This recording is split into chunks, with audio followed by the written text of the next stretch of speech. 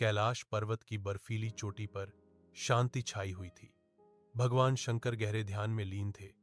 उनकी छवि गहन ऊर्जा से परिपूर्ण थी। माता पार्वती शांत भाव से उनके सामने बैठी थीं। उनकी आंखों में चिंता और करुणा झलक रही थी। स्वामी, धरती पर अधर्म का बादल छाया हुआ है। निर्बल और असहाय लोग दर्द में हैं। पार्वती ने धीमे स्वर में कहा।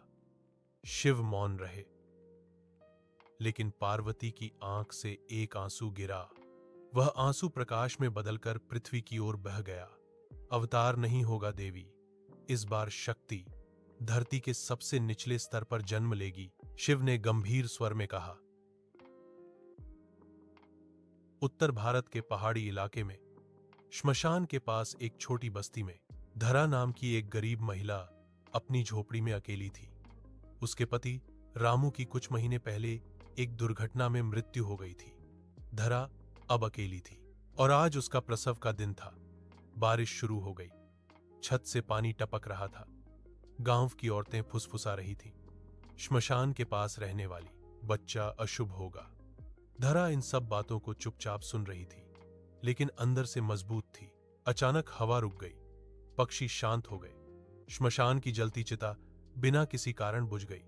झोपड़ी के बाहर एक नाग फन फैलाकर बैठ गया। गांव वाले भयभीत होकर पीछे हट गए। ये रात सामान्य नहीं है, बूढ़े व्यक्ति ने कांपते स्वर में कहा। आकाश में बिजली चमकी, लेकिन आवाज नहीं हुई। धरा की पीड़ा बढ़ गई। उसने जमीन पकड़ ली। हे भगवान, बस मेरे बच्चे को बचा लेना, धरा ने कमजोर आवाज में कहा। फिर तेज प्रकाश हुआ। बच्चे का जन्म हुआ। कोई रोना नहीं, सिर्फ शांति। बच्चे की छाती पर एक क्षण के लिए त्रिशूल जैसी चमक उभरी। बच्चा आंखें खोलता है, नीली और गहरी। धरा उसे उठाती है, आंसुओं भरी मुस्कान के साथ। तू मेरा बेटा है, पाशुपति। धरा ने आंसू भरी मुस्कान के साथ कहा। कैलाश में शिव हल्की मुस्कान देते हैं। एक अंधेरी गुफा में काले मंत्रों और खोपड़ियों के बीच एक तांत्रिक ध्यान से उठा। उसकी आंखों में क्रोध और भय था। शक्ति उतर चुकी है। अगर बड़ा हुआ तो सब कुछ खतरे में है, तांत्रिक ने क्रोधित होकर कहा। उसने बस्ती की ओर इशारा किया। रात का समय था। धरा थकी हुई अपने बच्चे के पास सो रही थी। पाशुपति पास में शांत और निश्चिंत सो रहा था। पास में रखा हुआ लोहे का कड़ा धीरे धीरे पिघलने लगा, मानो उसके अंदर छुपी हुई शक्ति जाग रही हो। बच्चा पहली बार अपनी छोटी सी मुट्ठी हिलाता है और उस हलचल से आस पास की हवा कांप उठती है। आकाश में बादलों को चीरती हुई एक त्रिशूल की छाया प्रकट होती है, जो पाशुपति के दिव्य भविष्य का संकेत देती है। यह बालक केवल एक नायक नहीं, बल्कि धरती का धर्म बनेगा। जब अधर्म बढ़ेगा, पाशुपति फिर से जाग उठेगा। महादेव का गूंजता स्वर सुनाई दिया। रात के अंधेरे के बाद सुबह की रोशनी कुछ धीमी सी लग रही थी। श्मशान के पास की बस्ती में एक अजीब सी शांति छाई हुई थी, जैसे प्रकृति भी सांस रोककर कुछ देख रही हो। धरा अपनी झोपड़ी के फर्श पर बैठी थी। उसकी गोद में नवजात शिशु था, बिल्कुल शांत, जैसे वह इस दुनिया से अपरिचित हो। न कोई रोना, न कोई हिलडुल, बस एक गहरी स्थिर शांति। धरा के मन में कई विचार दौड़ रहे थे। उसकी आंखों में सुकून था, पर दिल में अनगिनत सवाल। झोपड़ी के बाहर गांव की औरतें धीरे धीरे इकट्ठा हो रही थीं। उनकी बातें फुसफुसाहट में थीं, पर उनकी आंखों में डर साफ दिख रहा था। एक औरत ने कहा, श्मशान के पास जन्मा है, इसका मतलब कुछ अच्छा नहीं। दूसरी औरत ने कहा, बाप की मौत भी अचानक हुई, यह सब अशुभ है। बूढ़े व्यक्ति ने धीरे से कहा, यह बच्चा सामान्य नहीं है, या तो यह धरती का उद्धार करेगा या फिर संकट लेकर आएगा। धरा सब सुन रही थी, पर उसने कोई प्रतिक्रिया नहीं दी। वह बस अपने बेटे को और कसकर पकड़ लेती है। धरा अपने बेटे को दूध पिलाने के लिए झुकती है। पाशुपति उसकी उंगली पकड़ लेता है और उसी क्षण झोपड़ी की छत से टपकता पानी अचानक रुक जाता है। मिट्टी का बुझा दीपक अपने आप जल उठता है। बाहर बौंधी बकरी डरकर रस्सी तोड़ देती है। धरा चौंक जाती है, लेकिन बच्चे की नीली आंखों में देखते ही उसका भय कम हो जाता है। धरा धीमे से क्या तुम सच में विशेष हो मेरे बच्चे? बच्चा हल्की सी मुस्कान देता है, जैसे सब कुछ समझता हो। एक घना जंगल, प्राचीन गुफा, जहां काले मंत्रों की गूंज और खोपड़ियों की भीड़ है। वही तांत्रिक रक्त से सने हाथों से यज्ञ कर रहा है। उसकी आंखों से एक बूंद खून गिरती है। शक्ति उतर चुकी है, धरती ने इसे स्वीकार कर लिया है। वह तांत्रिक जमीन पर त्रिशूल जैसा चिन्ह बनाता है, जो जलने लगता है। तांत्रिक चीखता है, अगर यह बालक बड़ा हुआ तो धर्म जागेगा। वह छायाओं को बुलाता है, जाओ पहाड़ी बस्ती की ओर, श्मशान के पास। रात गहराती है, आसमान में बादल हैं, लेकिन बिजली नहीं। झोपड़ी के बाहर वही नाग प्रकट होता है। इस बार वह अकेला नहीं, उसके साथ जमीन से छोटे छोटे सांप भी निकलते हैं। झोपड़ी के बाहर वही नाग अब चारों ओर कुंडली मारकर बैठ जाता है, जैसे एक संरक्षक की तरह।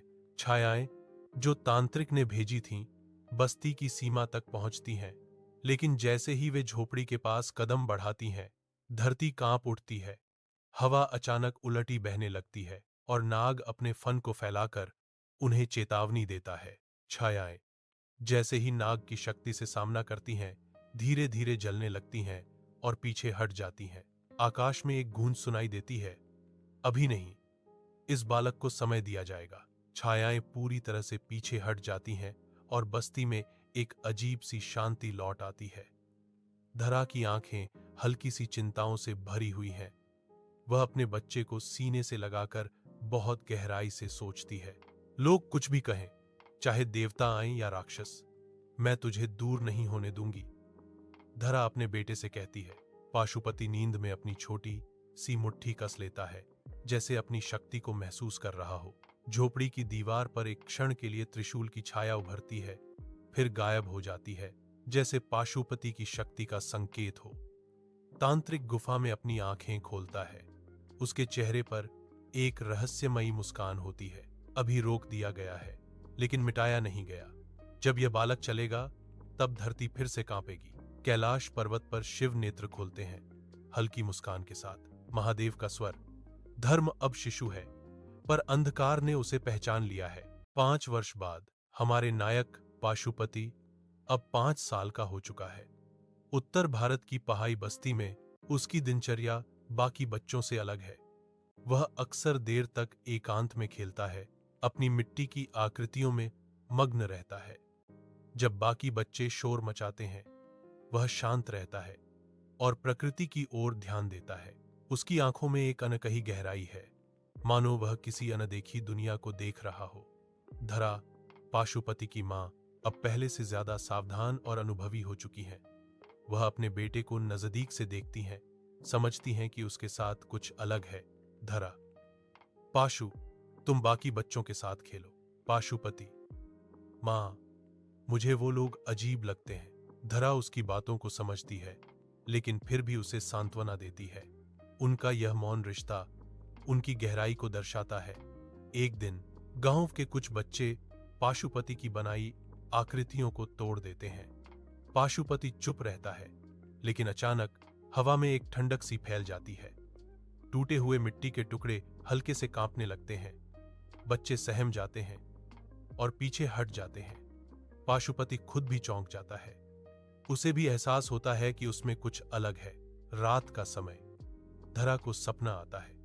पाशुपति अंधेरे में खड़ा है, उसके पीछे छायाएं हैं। वह भयभीत होती है, लेकिन जब उसकी नींद खुलती है तो वह अपने बेटे को शांत और सुरक्षित पाती है। धरा की आंखों में एक अजीब सा डर और संकल्प दोनों है। वह अपने बेटे को और ज्यादा प्यार से गले लगाती है, मानो उसे किसी भी खतरे से बचाने का संकल्प ले रही हो। वहीं तांत्रिक गुफा में ध्यान में बैठा है। वह जानता है कि पाशुपति की शक्ति अभी उभर रही है, लेकिन वह अभी पूरी तरह से प्रकट नहीं हुई। तांत्रिक, अभी उसका समय नहीं आया, लेकिन जब आएगा तब धरती हिल जाएगी। वह अपनी योजना को धीमे धीमे आगे बढ़ाता है। रात के समय वही नाग दूर पहाड़ी पर बैठा है, पाशुपति की सुरक्षा के लिए मौन साक्षी की तरह। नाग की आंखों में गहरा अनुभव है। वह जानता है कि अभी पाशुपति को खुद अपना रास्ता तय करना होगा। पाशुपति नींद में करवट बदलता है। उसकी आंखों में हल्की सी चमक होती है, लेकिन अभी उसकी शक्ति पूरी तरह से उभरती नहीं। उसके सीने पर त्रिशूल का हल्का सा निशान चमकता है, जो आने वाले समय की ओर इशारा करता है।